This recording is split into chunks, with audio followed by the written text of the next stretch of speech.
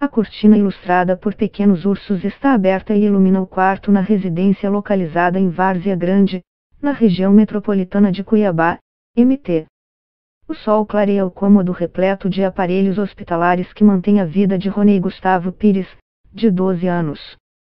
Por meio do olhar, a sua única forma de comunicação com o mundo, Ronei assiste atento a cada movimentação no quarto. A rotina dele é acompanhada 24 horas por dia pela mãe, a enfermeira Solange Maria Pires, de 56 anos. Há uma década, eles se encontraram pela primeira vez. O amor que ela sentiu pelo garoto fez com que o adotasse. A decisão mudou completamente o futuro dos dois. Ronei nasceu com a genesia do corpo caloso, uma má formação congênita na qual a criança não possui a estrutura que conecta os dois hemisférios cerebrais. Ele também tem neuropatia crônica, possivelmente causada pela falha na formação do cérebro, que atinge o sistema nervoso e afeta o desenvolvimento de funções como a postura e os movimentos. Desde recém-nascido, o garoto tem um quadro grave de convulsões, que pode ter sido causado pela neuropatia.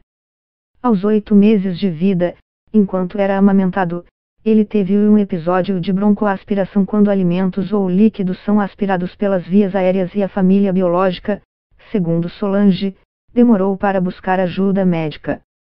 O fato prejudicou ainda mais a saúde de Ronei.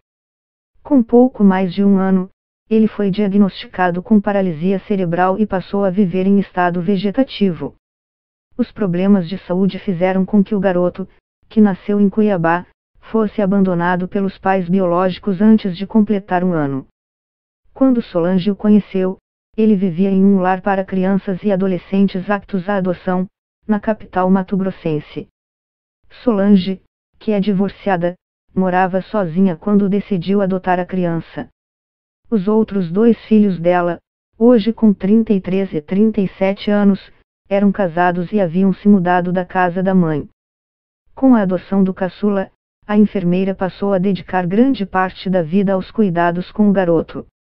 A decisão de adotar o garoto que vive em estado vegetativo causou espanto entre alguns conhecidos da enfermeira. Algumas pessoas me desaconselharam, me disseram para viver uma fase mais tranquila, pois meus filhos já estavam criados. Mas eu não tive dúvidas de que deveria cuidar do Ronei.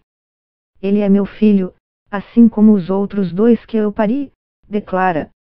No Brasil, encontrar pais para crianças com alguma doença ou deficiência é uma difícil missão.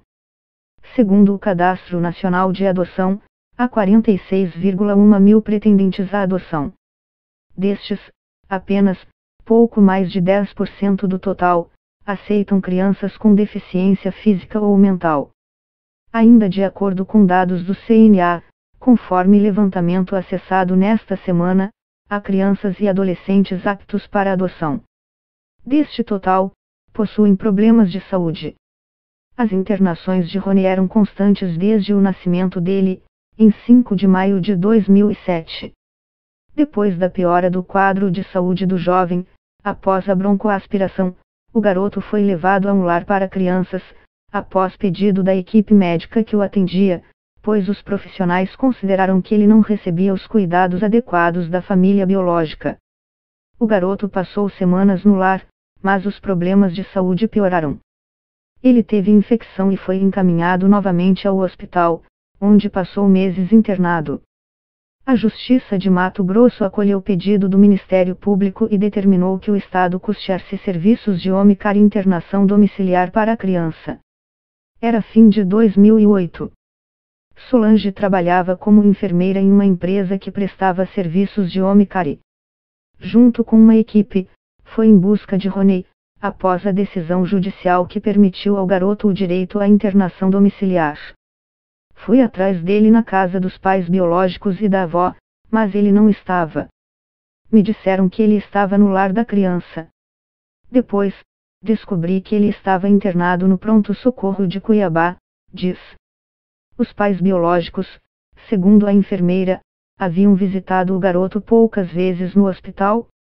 Após Ronei receber alta médica, a justiça determinou que o Estado pagasse uma casa para a família biológica morar com ele, pois a residência dos pais era precária e não tinha condições para receber a Omicari. A expectativa era de que os familiares se reaproximassem do Rony e ajudassem o tratamento dele, caso fossem para um novo lar, conta a enfermeira. Rony passou mal novamente, semanas depois de receber alta, e foi levado ao pronto-socorro, após diversas convulsões. Em estado grave, foi encaminhado para a unidade de tratamento intensivo, UTI.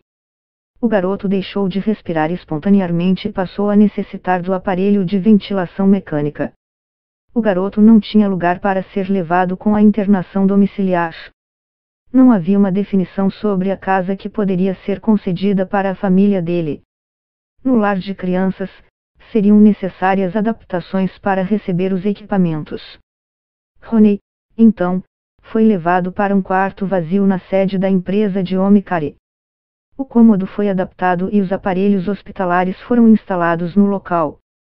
Após Rony passar 3 meses no quarto, a dona da empresa informou que ele não poderia permanecer no quarto por mais tempo. Eles não poderiam ficar tantos meses assim com uma criança, porque ali era uma empresa, relembra.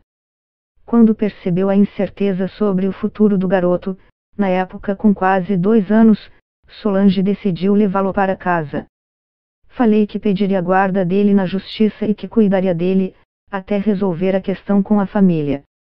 A justiça concedeu a guarda provisória de Rony para a enfermeira. Ela adaptou o quarto da filha, que havia se casado poucos meses antes, para receber o garoto e os equipamentos da internação domiciliar, como um tubo de oxigênio e um aparelho de ventilação mecânica. Solange, que tinha 2 empregos, teve de deixar a função na empresa de Omicari, para se dedicar aos cuidados com a criança. Ela continua trabalhando em um hospital de Cuiabá.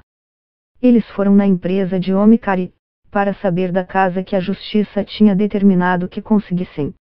Eles foram informados que o filho estava com uma família, mas nunca me procuraram, conta. Essa residência, que havia sido determinada pela justiça, é para as pessoas que não estão em um lugar com condições adequadas para a internação domiciliar, ressalta a enfermeira. A juíza me convocou e pensei que os pais queriam a guarda dele. Eu disse a ela que, caso eles quisessem de volta, seria um direito deles. Mesmo que isso me entristecesse, não poderia fazer nada. Mas a juíza me disse que os pais falaram que não tinham condições psicológicas, nem financeiras, para ficar com o Rony. Eles abriram mão do filho, disseram que eu poderia criá-lo, conta. A magistrada explicou a Solange que ela não era obrigada a continuar com o garoto, caso não quisesse. Se a enfermeira não criasse Rony, ele seria levado a um lar para crianças aptas à adoção. A juíza me perguntou 2 vezes, porque queria que eu tivesse certeza da responsabilidade que teria pela frente. Novamente, disse que era aquilo que eu queria. Não iria abrir mão do meu filho, relata a enfermeira, que recebeu apoio dos 2 filhos. A decisão da mãe de Rony comoveu a magistrada. A juíza me disse que nunca tinha chorado, mas chorou naquele momento, porque ficou comovida com o meu caso. Solange passou pelos procedimentos necessários para conseguir a guarda definitiva de Rony, como análise da residência por assistentes sociais e uma entrevista na qual detalhou sobre a sua rotina. Menos de 1 mês depois, obteve a guarda definitiva do filho. Os procedimentos para a adoção de crianças com deficiência ou doença crônica são mais rápidos que os demais. Em 2014, a prioridade a esses processos foi estabelecida em texto acrescido à legislação. Anteriormente, tais casos já eram tidos como prioritários e tinham mais rapidez, por serem considerados incomuns. Essa distinção nos processos é fundamental para incentivar as adoções envolvendo essas crianças.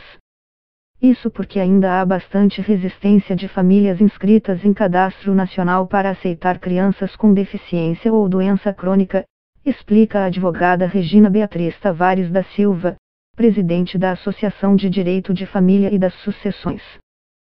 Segundo a advogada, o baixo número de interessados em crianças com deficiência ou doença crônica ocorre em razão da complexidade que envolve os cuidados com elas.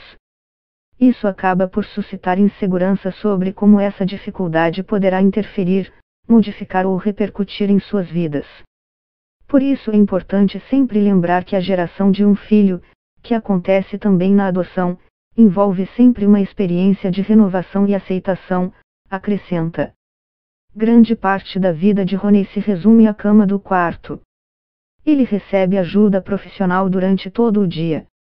A cada 12 horas, um novo técnico de enfermagem chega para acompanhar o garoto, serviço incluído na Omicare. Solange trabalha em um hospital no período da manhã e, por meio do celular, fica atenta a tudo o que acontece com o filho. O tempo todo pergunto como ele está ou peço para mandarem fotos. É uma preocupação constante, diz. Se eu saio, tento voltar rápido. Nas vezes em que viajei, tive que comprar passagens perto da data, porque se ele não estiver bem, não viajo. E não posso ficar dias longe, comenta. Diariamente, Roney toma 6 convulsivos. Ele se alimenta por meio de uma sonda. Uma vez por semana, o garoto, que nunca andou ou falou, passa por acompanhamento com fonoaudiólogo e com fisioterapeuta, serviços incluídos na Omicare para auxiliar no desenvolvimento dele. Todos os meses, Solange recebe um salário mínimo, referente a um benefício do Instituto Nacional de Seguro Social, INSS, para ajudar nos cuidados com o filho. Por meio do auxílio, ela busca ajuda médica. Gasto boa parte desse dinheiro com consultas para ele, porque tive de cortar o nosso plano de saúde, pois ficou muito caro. Pelo SUS, Sistema Único de Saúde, as consultas demoram muito. Então, acabo tendo de recorrer aos particulares. Apesar da ajuda profissional, Roney tem ficado mais debilitado com o passar dos anos. Ele está regredindo e atrofiando. As mãos e os pés dele tinham mais força antes, mas agora está mais fraco. Infelizmente, não há muito o que ser feito no caso dele, lamenta a mãe. O neuropediatra Marcos Escobar explica que a neuropatia, como no caso que acomete Roney, costuma apresentar sintomas que pioram com o passar dos anos. Muitas vezes, pelo fato de o paciente não conseguir se movimentar bem e por seus músculos ficarem tensos, os tendões se retraem e encurtam. A longo prazo, os ossos e as articulações podem se deformar, diz o especialista, que ressalta que não há cura para a enfermidade.